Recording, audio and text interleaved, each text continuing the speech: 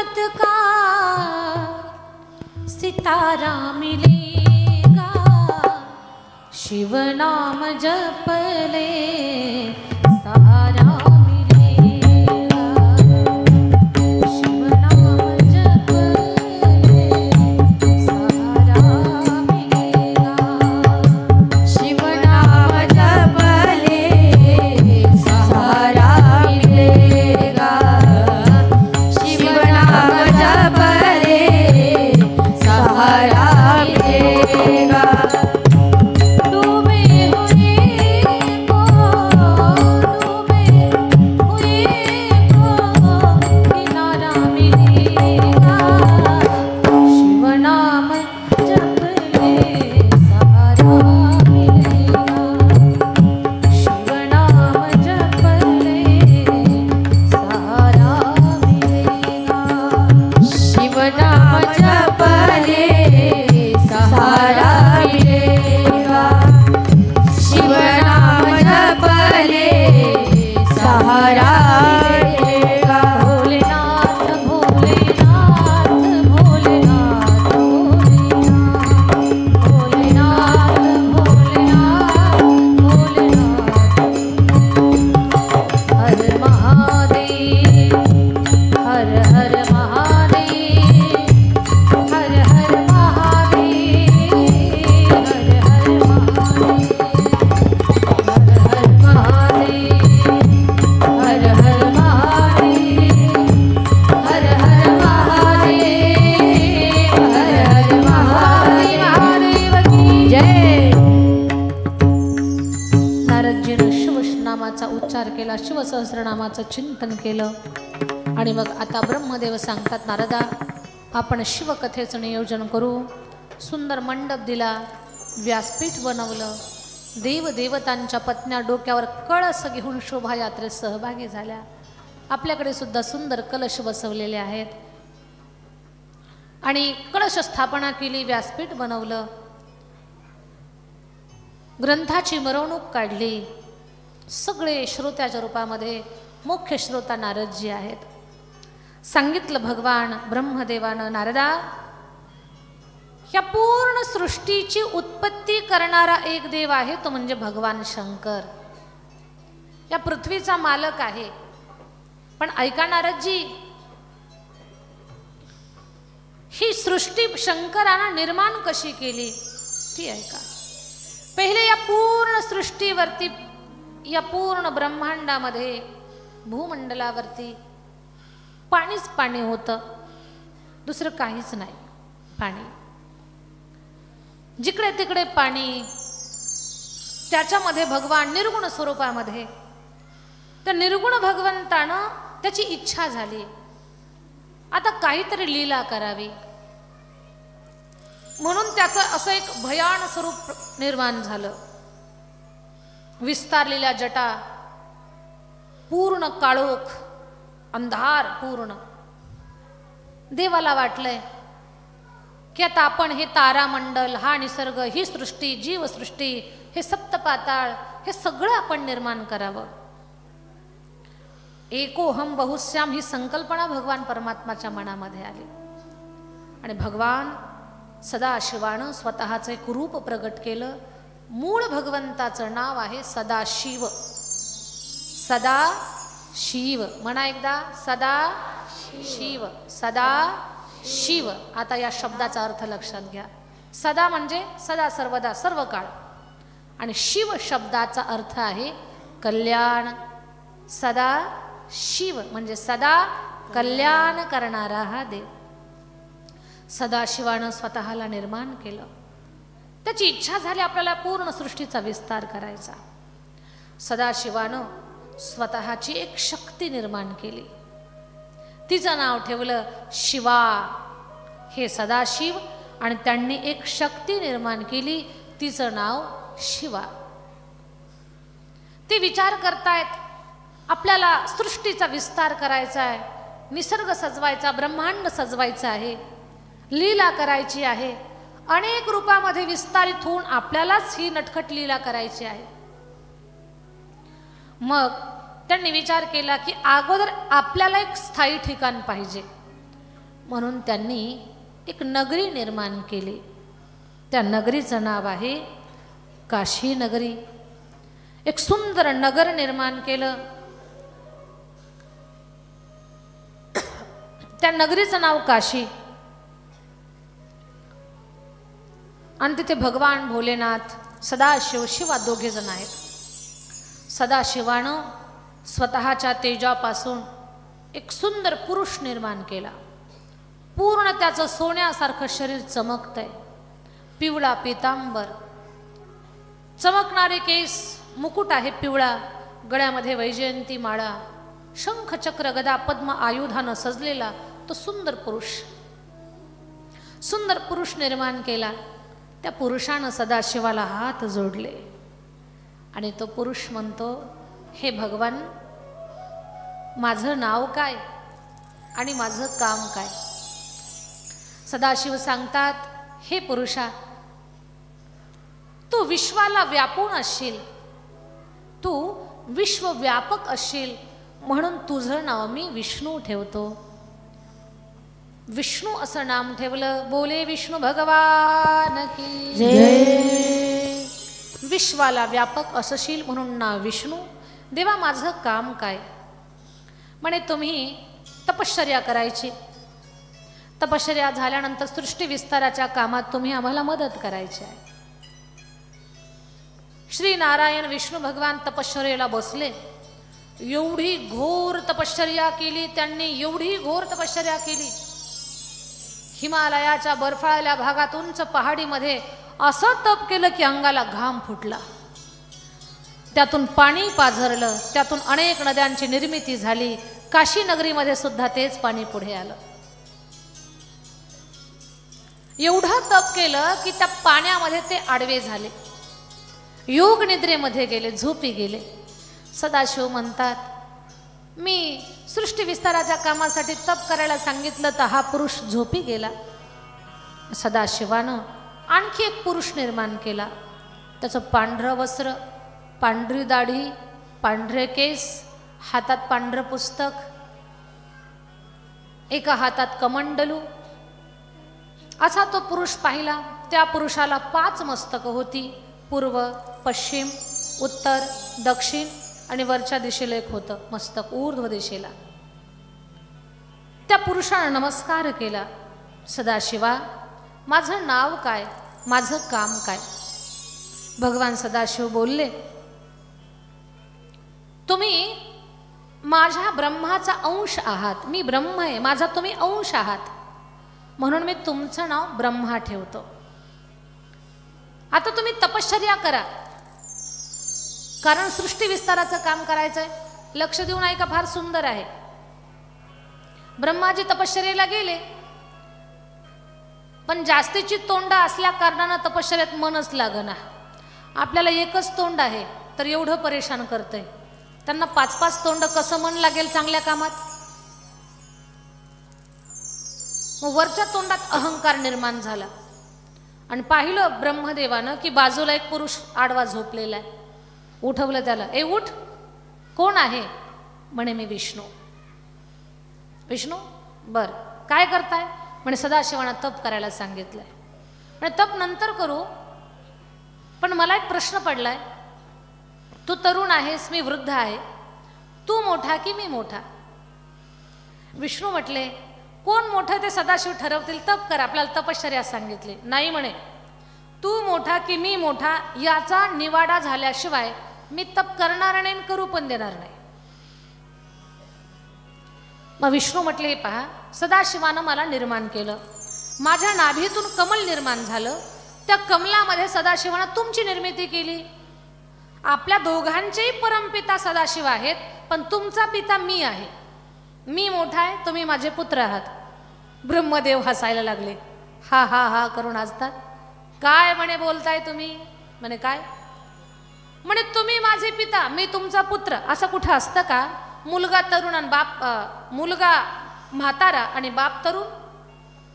तुम्ही वडील किती तरुण दिसताय, तुम्ही काळे केस, असं सुंदर तुमचं शरीर, मी वयोवृद्ध, पांढरी दाढी, मी पुत्र आणि तुम्ही पिता, हे शक्यच नाही. तुम्ही माझे बेटा आहात, मी तुमचा पिता आहे. विश्वात नाही. तुम्ही माझे पुत्र आहात, मी तुमचा पिता आहे. तुम्ही माझ्यापेक्षा लहान आहात, मी मोठा आहे. ब्रह्माजी म्हणतात नाही, मी मोठा तुम्ही लहान.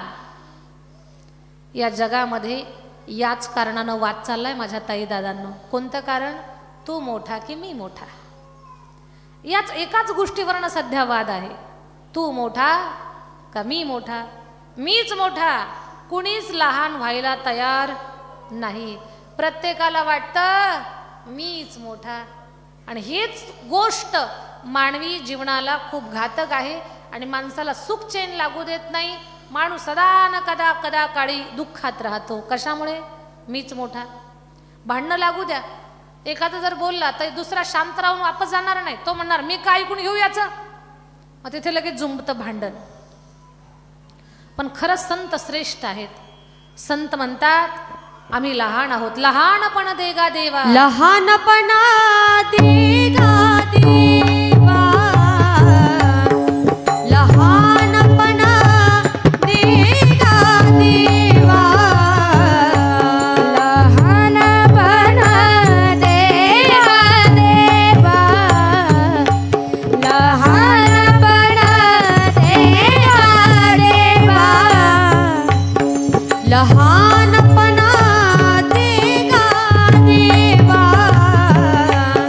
लहानपणा देगा देवा, लहानपणा देगा देवा, लहानपणा देगा देवा. मुंगी साखरेचा रवा,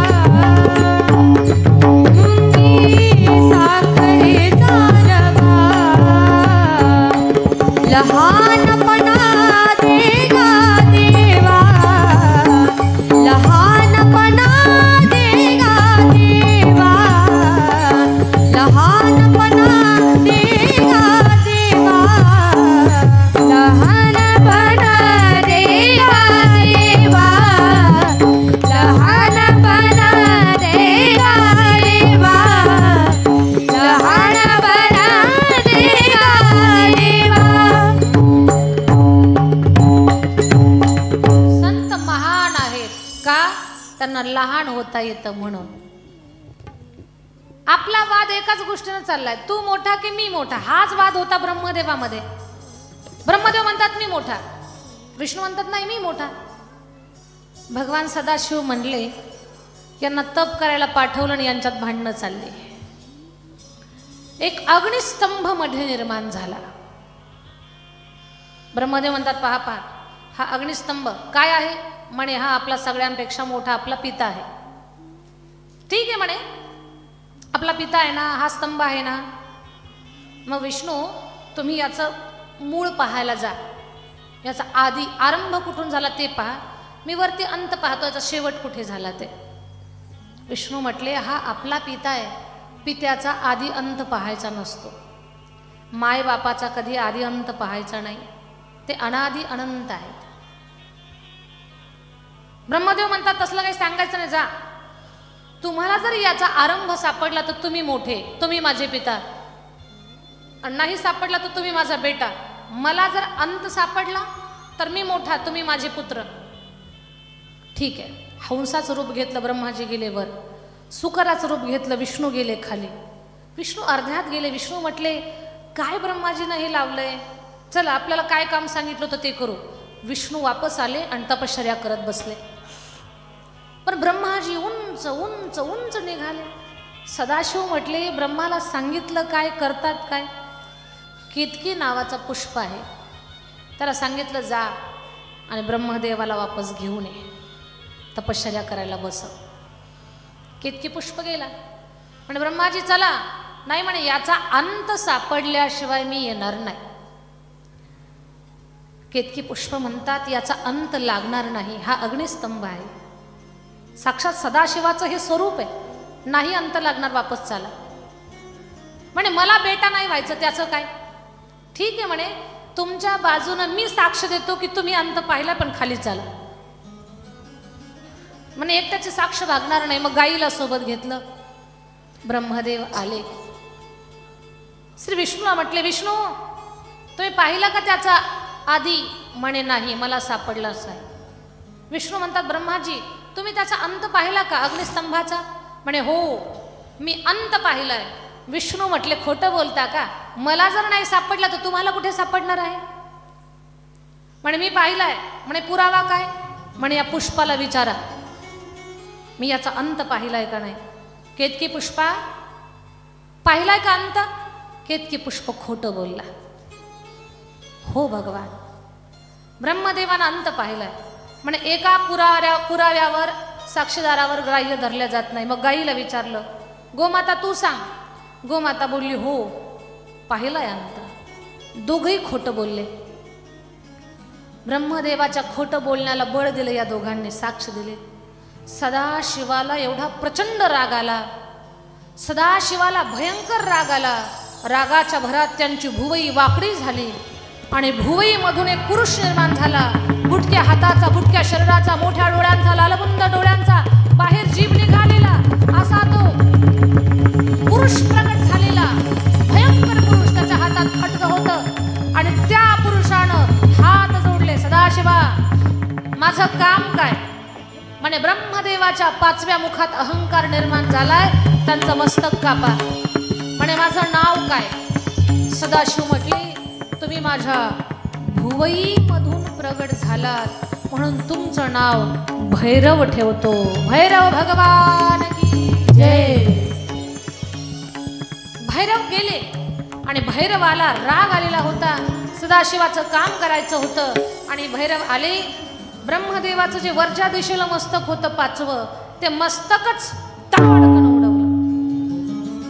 मस्तक तोडलं, घेऊन निघाले सदाशिवाकडे. सदाशिव भोलेनाथ हे मस्तक घ्या. सदाशिवानं त्यातलं मांस काढलं, ब्रह्मदेवाला खाऊ घातला. त्या भैरवाला खाऊ घातलं. दाढी काढली, त्याची वेणी बनवली. बुबळं काढली, वेणीत घातली. त्याची माळ भैरवाच्या गळ्यात घातली. राहिली खाली कवठी, ती कवठी हातात दिली आणि सांगितलं, आता ब्रह्महत्येचा दोष तुम्हाला लागलाय. हे हातात घ्या, पूर्ण पृथ्वीला प्रदक्षिणा घाला. पृथ्वी प्रदक्षिणा केल्यानंतर तुमचं हे पाप ब्रह्महत्येचं नष्ट होईल.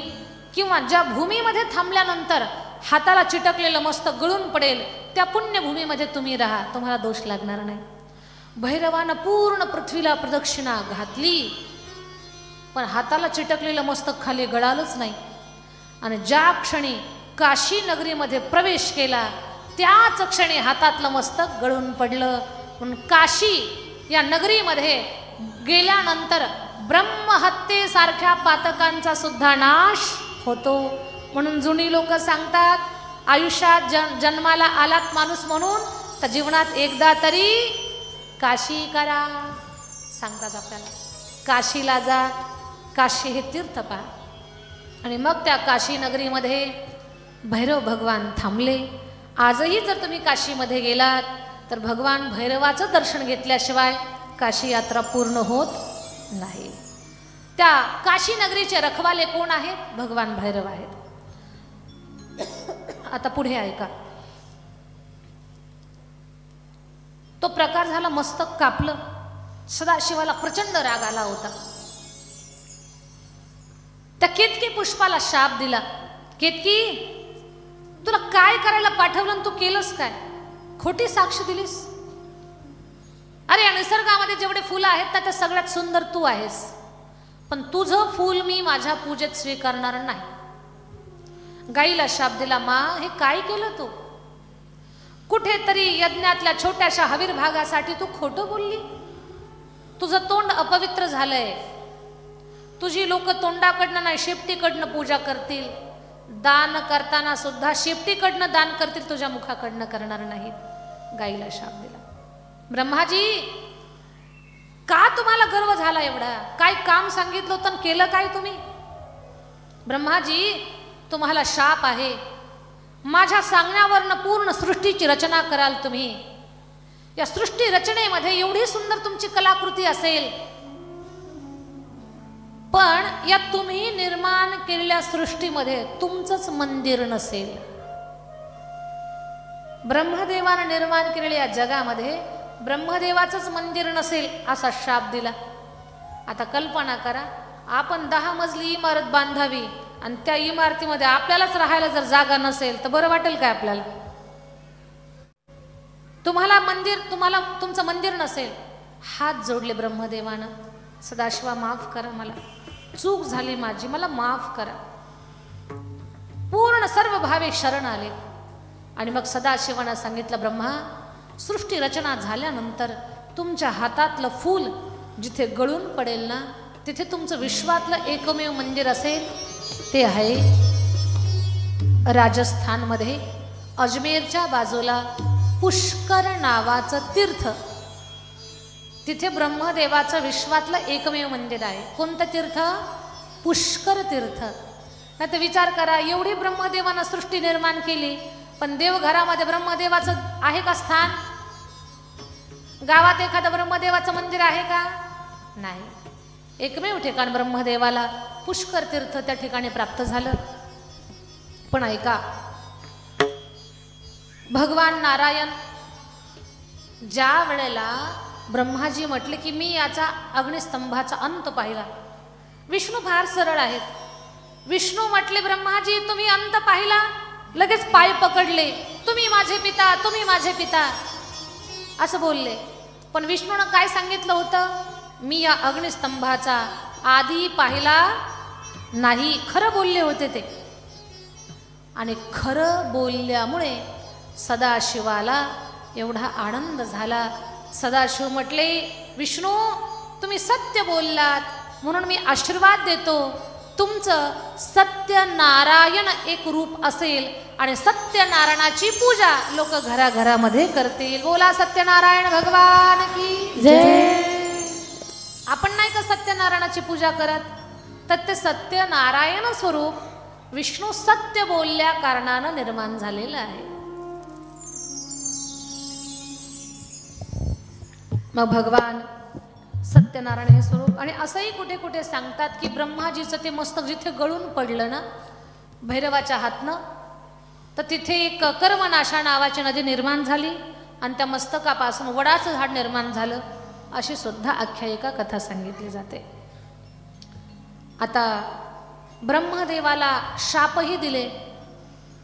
केतकी पुष्प म्हटलं, देवा मला पण माफ करा. केतकी पुष्पा, तुझं फूल नाही, पण तुझ्यापासून निर्माण झालेलं अत्तर पूजेमध्ये मी स्वीकारेल. म्हणून पूजेमध्ये अत्तराचा वापर असतो. गायीलाही शाप उपशाप मिळाले. आणि मग भगवान श्री विष्णू हे खरं बोलले. त्यांना सदाशिवानं भरपूर वरदान दिले. भगवान विष्णू म्हणतात, देवा किती प्रसन्न झालात माझ्यावर, किती वरदान दिले.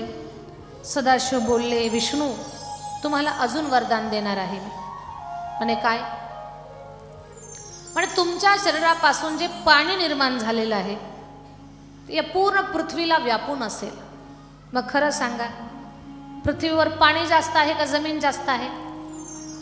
70% पाणी आहे आणि 30% जमीन आहे. तुम्ही या पृथ्वीला व्यापून असाल. पाणी हे तुमचं स्वरूप असेल विष्णू. पाणी तुमचं स्वरूप असेल. आणि विष्णू मी तुम्हाला असा आशीर्वाद देतो, ज्यावेळेला माझं निर्गुण रूप शिवलिंगामध्ये साकारेल ना, तेव्हा लोक माझ्या मस्तकावरती पाण्याची जलधारा लावतील किंवा असं वरती एक भांड ठेवतील, ती गंगा हळी, त्याच्यावरनं अखंड पाणी माझ्या डोक्यावरती टिपकत राहील.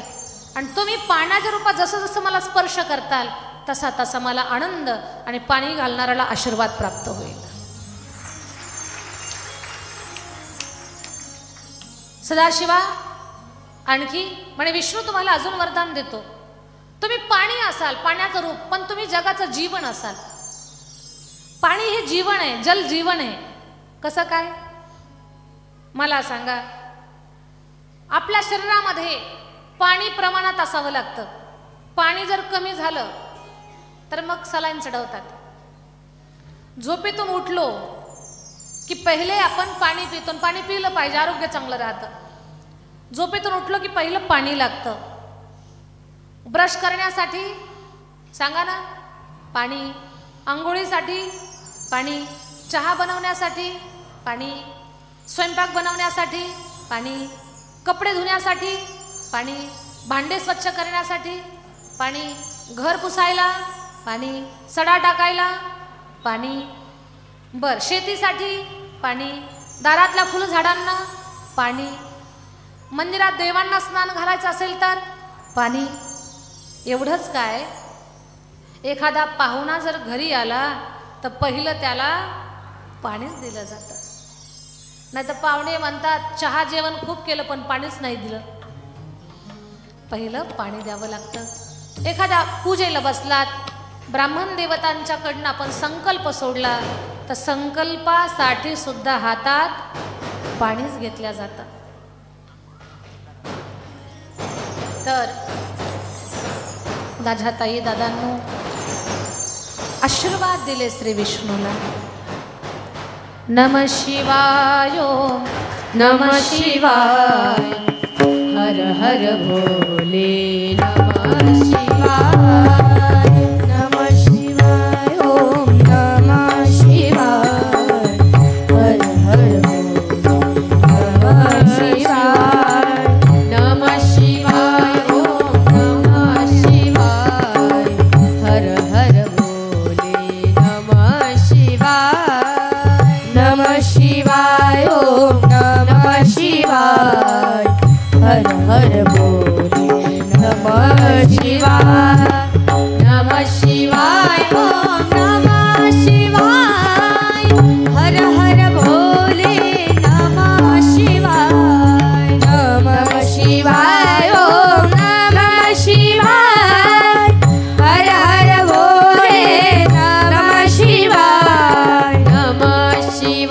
ओम नमः शिवाय, हर हर भोले. नमः शिवाय, नमः शिवाय, ओम नमः शिवाय, हर हर भोले. नमः शिवाय, नमः शिवाय, ओम नमः शिवाय.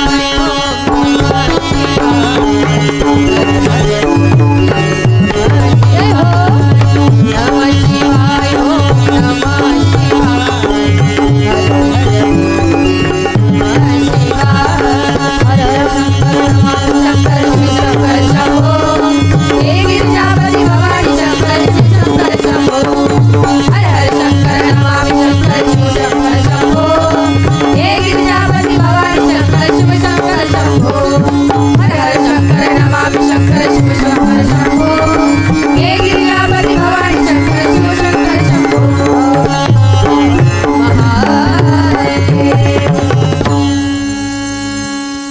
भगवान श्री विष्णूला अनेक वरदानं दिली. भोलेनाथानं आपल्यावरती प्रसन्न व्हावं याच्यासाठी ब्रह्मदेव आणि श्री विष्णू यांनी विनंती केली. ऐका लक्षपूर्वक, फार महत्वाचा विषय चाललाय. एक विनंती केली म्हणे, भोलेनाथ, आमच्याकडनं झालेल्या चुका त्या दुरुस्त करण्यासाठी आम्हाला तुमचं पूजा अर्चन करायचं आहे. तुम्ही सुंदर रूप धारण करा. त्यावेळेला श्री सदाशिवानं शिवलिंग स्वरूप धारण केलं. विनंती केली होती, सदाशिवा,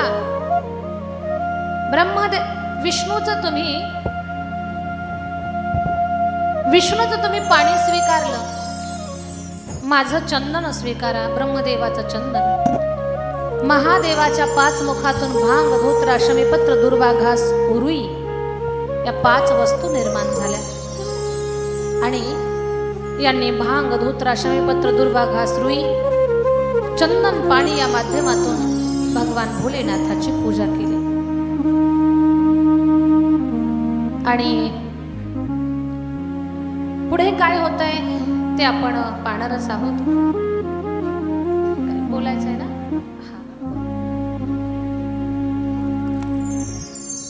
कथा कथेला भेट देण्यासाठी जी मान्यवर मंडळी आलेली आहे त्या सगळ्यांचा सन्मान म्हणून एकदा आपण टाळी वाजवूया. आणि हा माझा भगवान भोलेनाथ त्यानं स्वतः सांगितलं, मला कोणी तांब्याभर पाणी जरी घातलं विष्णू तर मी त्याच्यावर खुश होईल आणि त्या व्यक्तीला भरभरून आशीर्वाद देईल. हे सांगण्यासाठीच झाकी रूपात आपण एक उदाहरण पाहणार आहोत. झाकी घेऊन या. भगवान भोलेनाथ किती भोले आहेत. सारे जग का है ओ रखवाला, सारे जग का है ओ रखवाला, हाँ मेरा भोला है जग से निराला.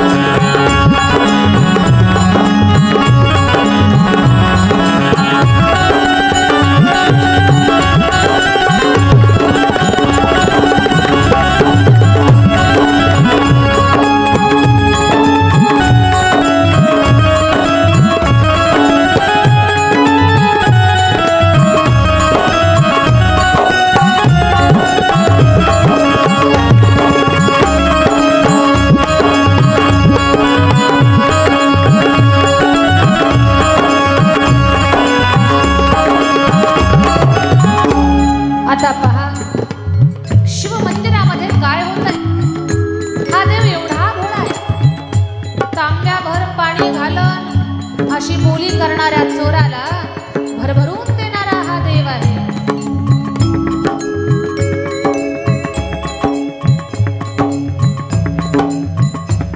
एक चोर खड़ा शिव मंदिर में, एक चोर खड़ा शिव मंदिर में, बाबा तंस के अंदर में, बाबा तंस के अंदर में आया उसे नजर जो था शिव जी के ऊपर, आया उसे नजर जो था शिव जी के ऊपर. लेकिन था काफी ऊंचा, तक वो कैसे पहुंचा, कैसा लालच ने चक्कर में डाला, मेरा भोला है जग से निराला.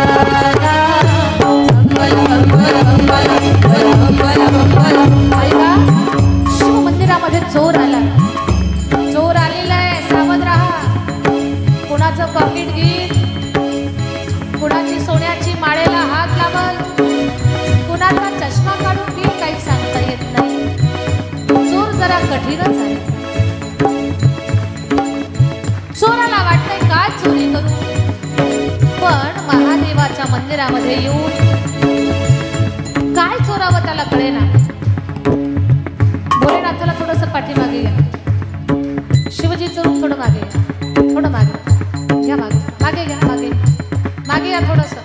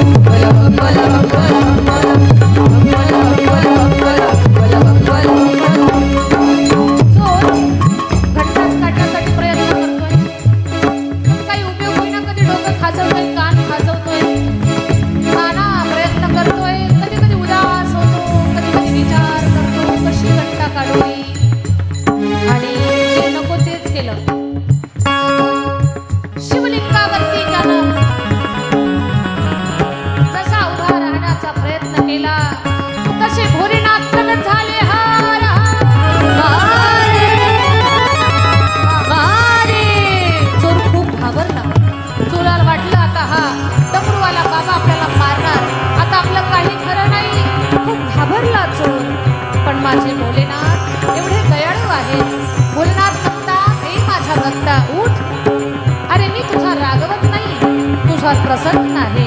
सांग तुला काय पाहिजे. तर तो चोर म्हणतो देवा मी चोर आहे. शिवजी म्हणते तू चोर नाही माझा भक्त आहे. मी तुमचा भक्त नाही देवा मी चोर आहे.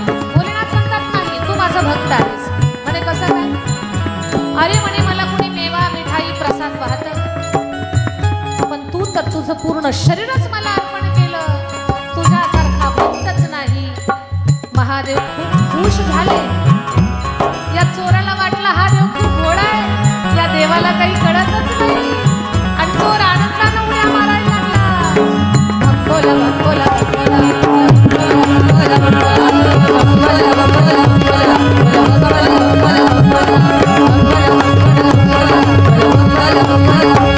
कोई मेवा मोदक लाता है कोई चंदन मुझ पे चढ़ाता है. तूने तो अपना तन कर दिया मुझ पर. तू भक्त है मेरा चोर नहीं तेरे जैसा और नहीं.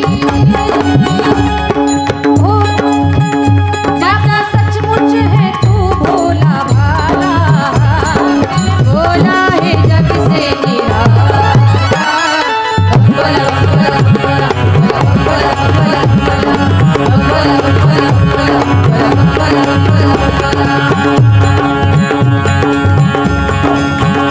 सारी जग का है हो रखवाला. सारी जग का है हो रखवाला. मेरा भोला है जग से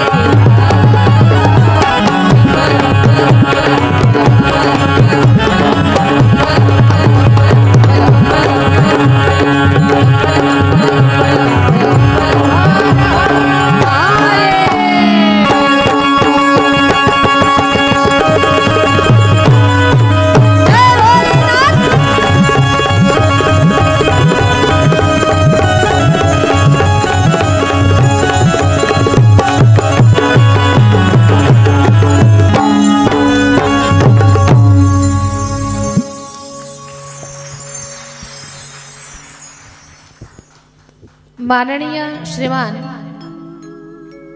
बाबासाहेबजी पाटील आमदार साहेब पर्यटन विकास निधीतून साहेबांनी आमदार साहेबांनी 25 लाख रुपयांचा निधी आपल्या मंदिरासाठी उपलब्ध करून दिला. हे खूप मोठं कार्य साहेबांनी आपल्या नळेगावकरांसाठी केलं. आमदार साहेबांसाठी जोरात पुन्हा एकदा टाळी. आणि असंच नळेगाववरती साहेबांचं प्रेम राहावं आणि नळेगावकरांचं साहेबावरती प्रेम राहावं एवढी मी दत्त महाराजांना प्रार्थना करते. आता बाकी पुढे आपण बोला. धन्यवाद.